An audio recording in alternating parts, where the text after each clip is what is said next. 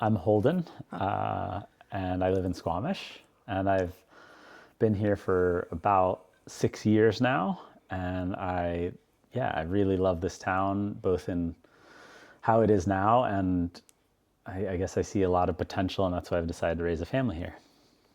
So you came to Squamish in 2020? Yeah, I can give a bit of background.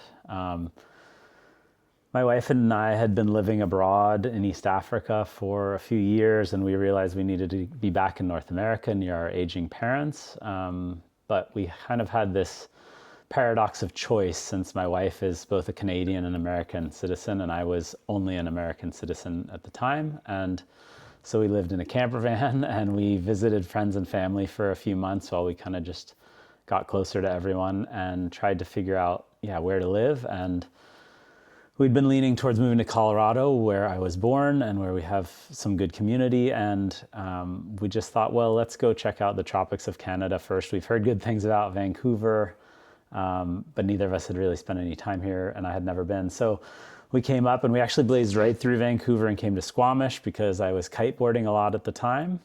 And we were eating burritos after a day of kiteboarding in our van on the spit, just watching kind of the sunset on the Chief. And we just thought, like, wow, this is such a special place.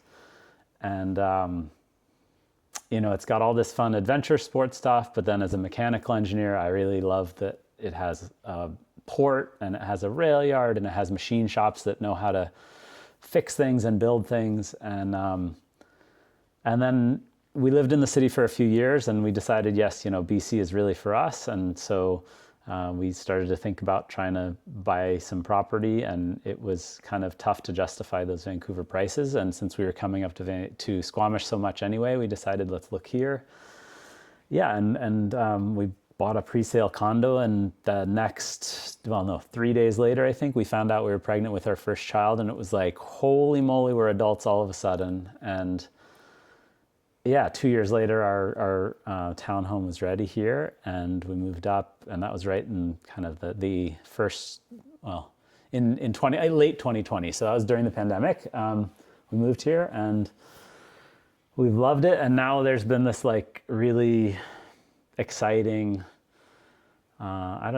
deeper realization that Squamish has so much more to offer than we could see from the outside, right? So we didn't know any people when we started to want to live here. We knew Vancouverites and kind of that was it.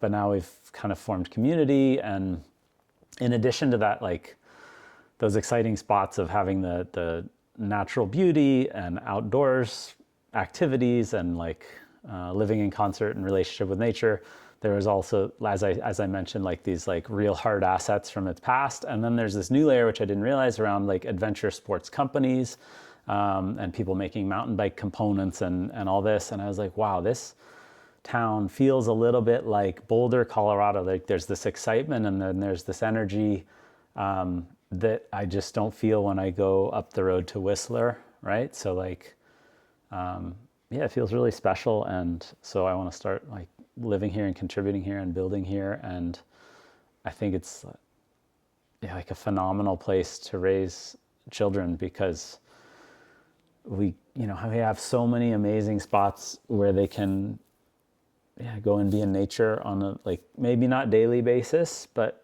certainly a few times a week we're going over to the Little Squamish River or to Coho Park or to the estuary or up any of these mountains. And it just feels a really nice, it feels like a really safe cradle to raise them when I compare that to other places I've lived, like Los Angeles or other global cities. Those just seem too frenetic for a little brain, sort of. So for right now, I'm like really enjoying not sheltering them, but like giving them space to explore who they are. So that's how we're here. That's a great story. And I think it's typical. I think it's a lot of people come, for a mountain climb or a windsurf or something, and then think, this is spectacular. Are you still kite surfing? I want to kite surf almost every day, and I can't. It's just, life is so busy. So I think I got out here in Squamish like 3 days last summer. It's really sad. And And that year I was living in the van, I think I had like 50 something days on the water, and that was awesome. But that was a different chapter. And with a startup I'm building and 2 young kids who need pickups and drop-offs and quality time, it's just hard to carve out, 4 hours. So I don't do it. I want to talk about your startup in a second, but tell me what activities then you're doing with your family if it's not kite surfing. Because yes, with babies, kite surfing isn't probably... It doesn't really fit right now. I don't even think of them as activities, really. Like, we spend quality time in the outdoors, whether that's like at a municipal park or a kind of a soccer field or a forest or a trail somewhere. But there's like, one thing I learned with my kids, especially as they were younger, is that I had to shift my adventure mindset from like, we're going on this trail, we're bagging this peak, and it really shifted to being like, we're going to move in this direction and like see what we find. And, oh, this really amazing, like, old growth stump. Let's go look at it. And like, people have made a little fairy tree on it, like with little creatures. Let's like be there for 30 minutes. And then, it's like 500 meters from the car. And then you're like, okay, it's time for dinner. Let's go home. We didn't even make it to wherever we wanted to go. So I don't really think we do big activities. Like, obviously some of them you can't avoid. Like, the chief is just staring down at us, and our kids see it, every day, many times. And so they've both climbed the chief, which is incredible for young kids. But yeah, our family isn't necessarily the type right now that has a weekly practice of a sport or something. We kind of do it all. Like, I have a mountain bike and I use it a couple times a year, and I go trail running and I run the races in town. And but as a family, we just spend time dabbling in lots of things, lots of bike rides and that kind of stuff. Okay, work. You work from home, or? I work from home, yeah. And you work for self?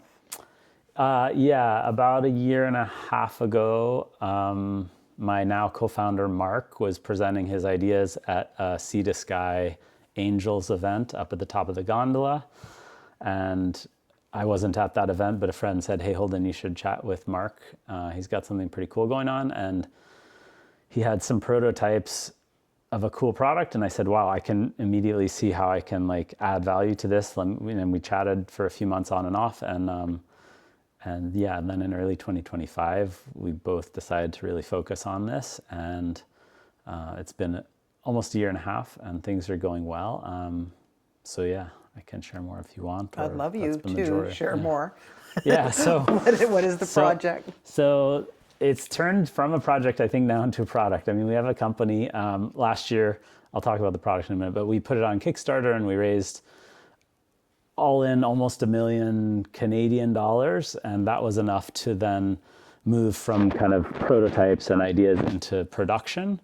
And now it's the early April, and we've delivered on all of our promises except to our EU customers, which is a long story involving the invasion of Iran right now, and it's really got me in a mad place. But all that to say, we have a fully functioning company and an e-commerce website where we can sell these products, and it's really like we're getting really great feedback from everyone. So the product is called SparkBlocks, and I can give you like some ideas for those watching online. This looks, I don't know if it's in focus, but it looks kind of like a Lego brick. It's a building brick, and then it has these gold studs on each end, and those are conductive, and we have circuit boards inside the plastic component. And we can do neat things like this is another brick, and it has a battery inside that's USB chargeable. And then this is a light brick, and we can click them together and make a circuit. And depending how I build the circuit, I could use a wire and a little push button switch.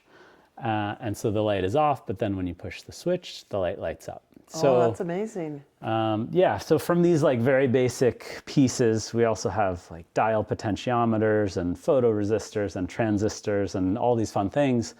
We're basically filling this big gap that young people mostly have between understanding how the physical world works in terms of building bricks and how to make things that are in their head into reality. There's this gap, and then you kind of get handed like a a programmable robot or do some coding on a computer without really understanding what all goes into those electronic items. So we kind of think of this as like pre-robotics, or just a new way to build things with your hands. And so we've sold to a lot of families, but now increasingly a lot of schools are asking us, if this could be part of their curriculum. And so we're spending time on that. And that's fantastic. yeah, you can see more at sparkblocks.ca. Okay. Yeah. And so both of you, you said it started at the gondola. Where does the other fellow? Yeah, he's Squamish local as well. He's not in Squamish. He's in West Van, Okay. and so we have kind of our daily video meetings to sync up, and then weekly one of us will drive either up or down the Sea to Sky to work together for most of the day. Yeah, so it's a bit remote. Fantastic. Yeah. And so when can people start buying those in a store or online? They can buy them online as of last week, which is pretty exciting. Wow. And then we don't have any plans for retail right now. It's just we've talked to too many young companies who build a relationship with a huge retailer like Walmart or similar. And Walmart will suck up like 80 or 90% of their inventory for 2 or 3 or 4 years. And these are now really significant companies. And then at some point, the retailer will say, we're going to take a break. And the company has nowhere to go. Or in another case, the product is not given premium shelf space. And so it's not selling. So the young company has all this inventory sitting on shelves in faraway places that they can't really influence, or they have to pay a lot to move the product. And so for now, it just feels like in this new era where we can share information online so easily, we're gonna, for the foreseeable, just sell online. And maybe there's a chance for me to put a few sets in stores around Squamish. But for now, I'm happy just to do everything online and see how that goes. Again, we don't have a ton of inventory. We're a small company. We're going to try and make it out. We haven't taken any investment yet, so we're going to try and squeak through without that for the time being. Good for you. That's fantastic. That's a We'll fantastic see, yeah. little project. So beyond your family and your great innovative product, how else are you spending your time? Well, those things keep me pretty busy. I feel like there's not a lot of extra cycles in there. That's something we had spoken about earlier with Squamish CAN, the Squamish Climate Action Network. And I've been involved with them for about 5 years now. And I've been on the board and really appreciate like the work that's happening by mostly the staff, but a little bit the board as well. Mostly the staff and volunteers are really making huge changes in this town. And in case any viewers aren't familiar, there's an incredible school farm at Squamish Elementary downtown that teaches students how to grow, harvest, and then prepare foods. And there are more, I should back up and say there's a couple of pillars of activity. One is around food systems, and the other major activity set is around our waste initiatives in town. So Squamish CAN, first of all, that's a volunteer organization? Yeah, we achieved charity status this year. We're a nonprofit with charity status based here in Squamish. Great. And so it has 2 pillars, or what is the overreaching goal? The goal is to educate and improve our climate impact locally here in Squamish. And so, Fantastic. One of those pillars of activity is around reducing our waste and the burden it places on the environment. And so we do waste audits to help people become aware of their impact and kind of help them reduce and mediate their impacts. And then the food systems pillar is really the lion's share of our work. And the link to climate, the deeper you go, becomes more and more strong. So we don't realize kind of how far our food travels generally. And so by bringing food locally, we can reduce climate impacts greatly. And then also by using modern farming practices, mostly organic and other, we can reduce the immediate negative impact on the soils, and we can keep those healthy for longer. And then there's the output side of food systems, which is living healthy lives. So while that's not a direct climate impact, it's certainly a positive community benefit. Yeah, that's fantastic. So you just came to town in 2020 and you've already gotten involved with this volunteer organization. How did that come about? Yeah. When I was in Vancouver, I was involved with an organization there called SPAC, the Society for the Preservation of Environmental. I'm not sure. Anyway, they do a lot of similar climate activities around building awareness and educating and improving our impact. And so when I came to Squamish, I wondered if there was something similar, and there was, which is amazing. Crystal Tenbrink, our founder, has done an amazing job building this organization over the past maybe 15 years. And I had just heard of them, and I wasn't too really involved, and maybe volunteered for an event here or there or something. And then one of the other members of the organization just expressed interest in having my input at the organizational level. And so I said, sure, if you want that, I can make time. Yeah. Does that group, I think you would be a great contributor to any group that you're on, Holden.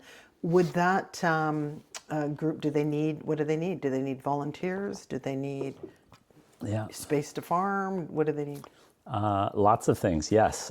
Farm space is really, let's put it carefully, like difficult to afford here. So a lot of growers find that they can't afford certain land, or access to land is too far, and that kind of thing. So yeah, if you have land that you want to share, we have amazing work with the young agrarians that can help kind of negotiate and write up contracts that allow more farmers to access more land in a way that everyone, including the landholders, are very happy with. So we would love to hear about any land. But yeah, equally, if you just want to get your hands dirty in some soil, we'd love to have you help out at either our community gardens or even the school farm. I should also mention, like, we have a new program this year where we're working in the 55 Centers kitchen to prepare meals for almost all of the schools locally, so that we can provide a school lunch program. Wow. Again, that has much more local and healthy and climate positive impact compared with some of the other options out there.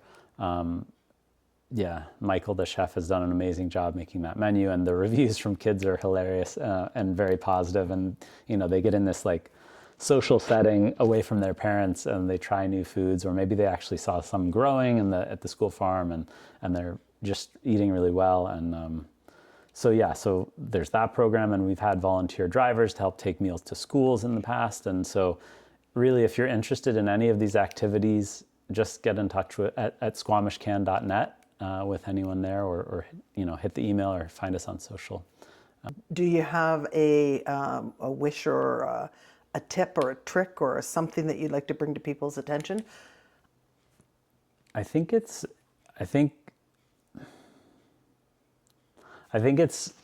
really important to ask questions about how we're living our lives. And so once we start asking questions and gathering information, and sometimes quantifying, other times qualifying the information, we can have kind of a more aware position from which to make decisions and operate. And so, yeah, I mean, if folks are interested to improve, or minimize their negative environmental impact, we're happy to share that as an organization, as Squamish Can. But just looking at the numbers, things immediately stand out. So the biggest impacts, I would say, that most people in Squamish have the largest negative impacts are air travel, which I realize is pretty rare, but even one flight a year will far outsize all your other carbon impact. And that's in terms of long-term climate change. And the second would be the consumption of meat. And a lot of the meat we can find in town is not responsibly raised, so I think, again, by asking questions, you can make yourself more aware, and then you can make more informed decisions. And I guess I would also just share that when we think about climate and how it's changing, there are two sides of the same coin. One is around the climate change mitigation, and that is this idea of trying to reduce your carbon footprint or help in some way. And that's great, and that's necessary. And also, we know the climate is changing, and it is an incredibly huge ship to try and turn. And so the other side of this coin is climate change adaptation. Oh, sorry, the cat feeder's gonna click like 4 times or something. So climate change adaptation, meaning we know the climate is changing, and regardless if I go full vegetarian or eat meat on the weekends or eat meat every day, the climate's still going to change, and we're going to have more severe weather events. And that means we're going to have more chances for our levees in Squamish on our 7 main rivers to break. And that's going to affect everything much more than my meat choices, right? So we do need to make changes in our daily lives, and we need to figure out what those long-term adaptation strategies are going to be so that we can live wonderful lives here in Squamish and elsewhere, right? So we need to shore up our levees for rivers. We need to make sure that people in our community are more food secure. We need to each be having food stocks so that we can last at least a few days as families, because we know there'll be not enough to go around if our roads are cut off by landslides. And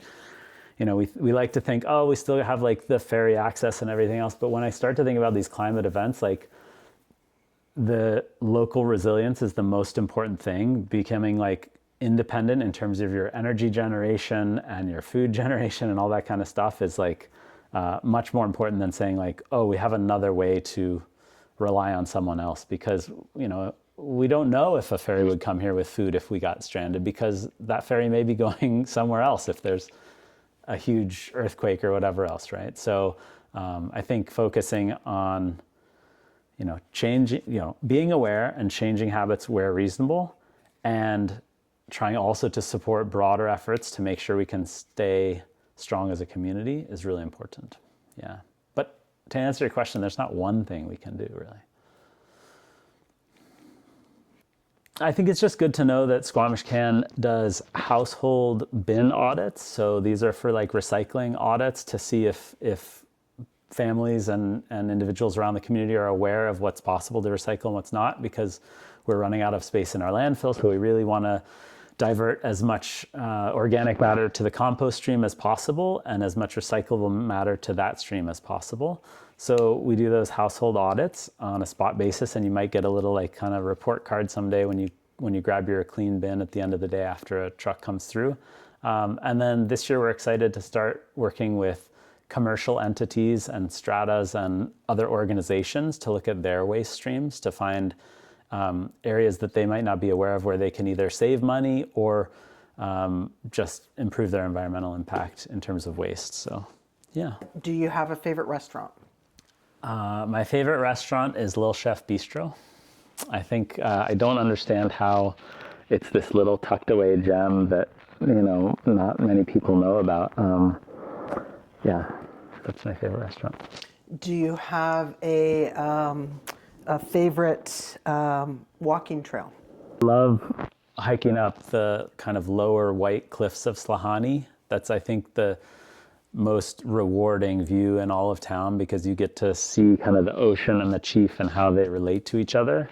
So I actually love that Slahani hike from the Forest Service Road. And then all the back of Valley Cliff is really fun for me as a trail runner. So I appreciate those trails. I get out to the estuary and a few other places, but that's kind of my main haunt. Do you have a favorite neighborhood? We love living in the Sea and Sky development, kind of across the Mamquam Blind Channel from downtown Squamish, and I'm very excited that this, foot and bike bridge is mostly complete. I've seen it moving up and down, but it hasn't yet been commissioned, and I guess we've chosen to fully staff the bridge, which is beyond me in this era of 2026 that we wouldn't have an automated system like hundreds or thousands of bridges on this continent already have. But so I'm excited to see that open, because I think our neighborhood is going to tie in really nicely with downtown. I love it here. Yeah, the little boardwalk all along, and now I agree with that little walking path, and then that boardwalk down. That's going to be a beautiful little place to live. Yeah. So, and do you like the downtown? I love downtown, yeah. Love the downtown. Yeah. Okay. Is there anything missing for you in Squamish? Yes, but I don't know how to solve it, so I don't want to sound like I'm complaining. I would say that, like many places in North America, we have not yet figured out we have not yet figured out how to offer people what's called a third place very well. So the first place is generally home, the second place is generally work, and then many European communities have wonderful gathering places where community can come together as a third place.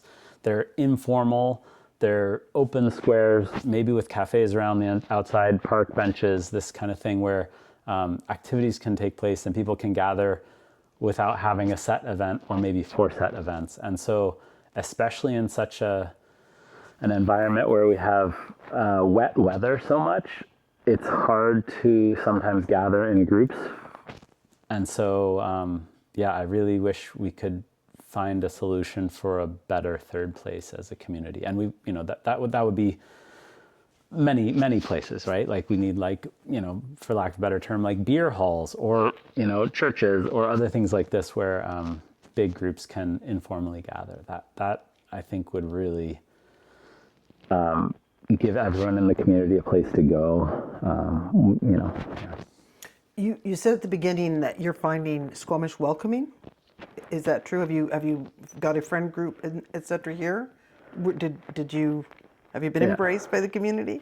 I don't know if I would say embraced. I certainly feel welcome enough here. And I don't know whether it's hard to make deep friendships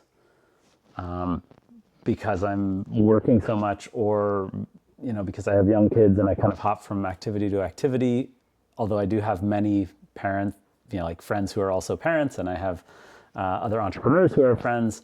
I feel very welcome, but I wouldn't say I have like a very tight friend group. And I don't know if this is maybe generational or maybe it's gender related. I mean, I've been part of men's work groups and I found those rewarding.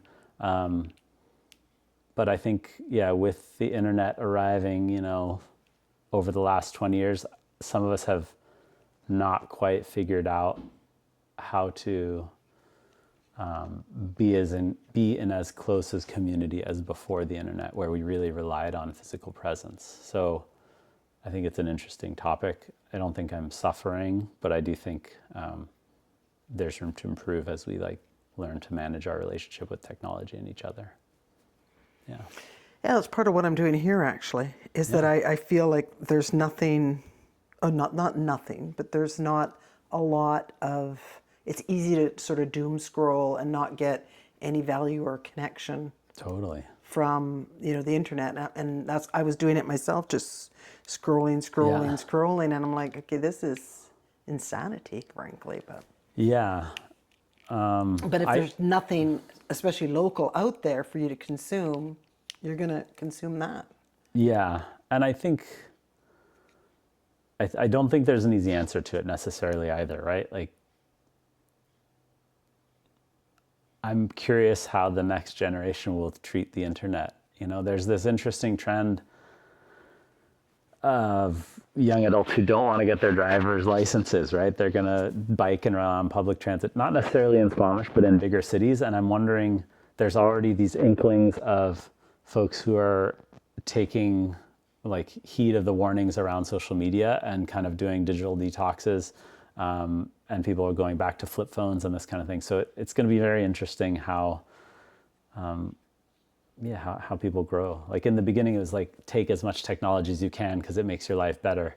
And now we're realizing it's a much more nuanced relationship than that. Any thoughts or concerns around AI?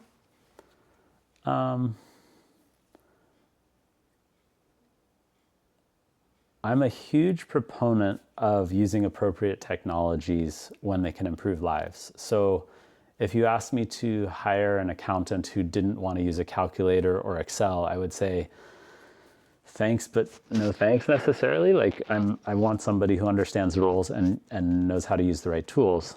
And when it comes to AI,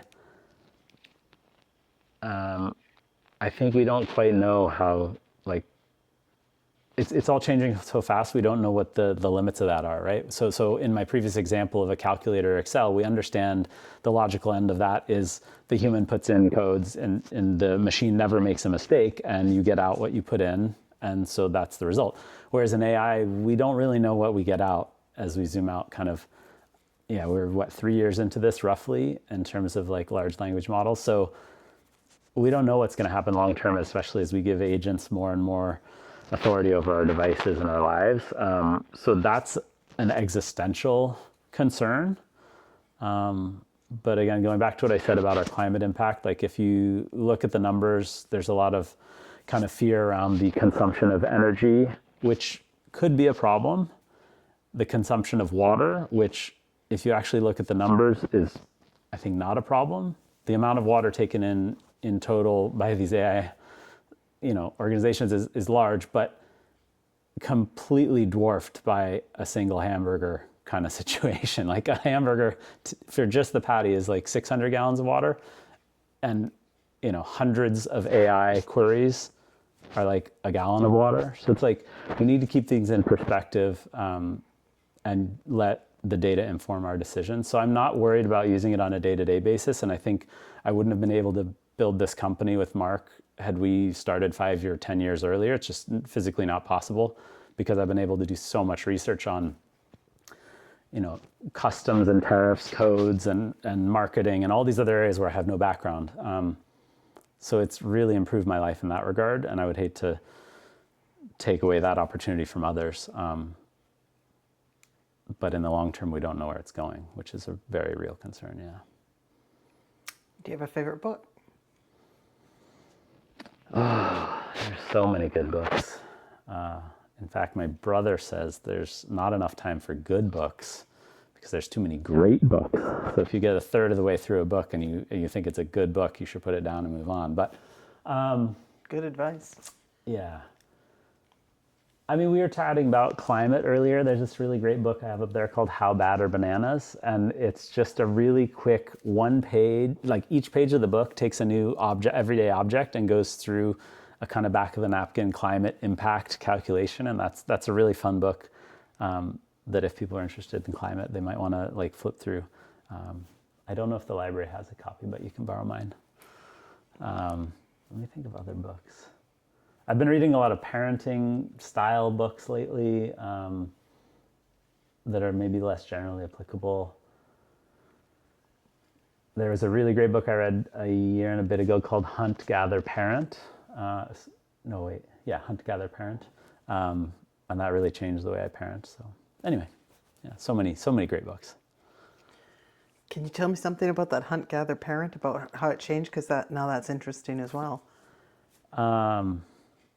Yeah, very roughly kind of 10 chapters going through different indigenous communities around the world and kind of picking lessons from each. And one of them I try and practice in our house. We have 2 children and it can be pretty loud in these like open concept rooms.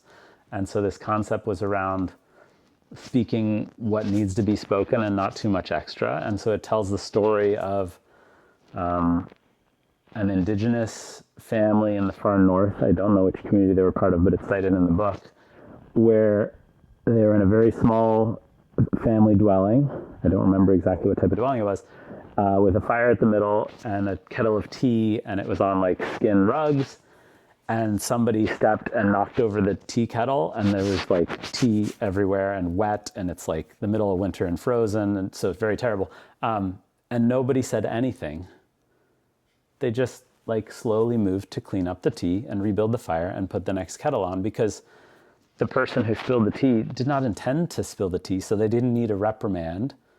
And so this idea that like oftentimes people know what's going on and we just need to like let there be space. Instead of like, I think we tend to correct a lot in Western culture, and maybe it's just not needed, and maybe filling the air distracts from actually like rebuilding the fire. So yeah. Fantastic. Yeah, it was a great book. Yeah. Oh, this is a great conversation, Holden. It was really wonderful to meet you. You're a lovely person. Welcome to Squamish. Thanks so much. Yeah, we love it here. Thanks for having us, I guess. We'll see you around. Bye.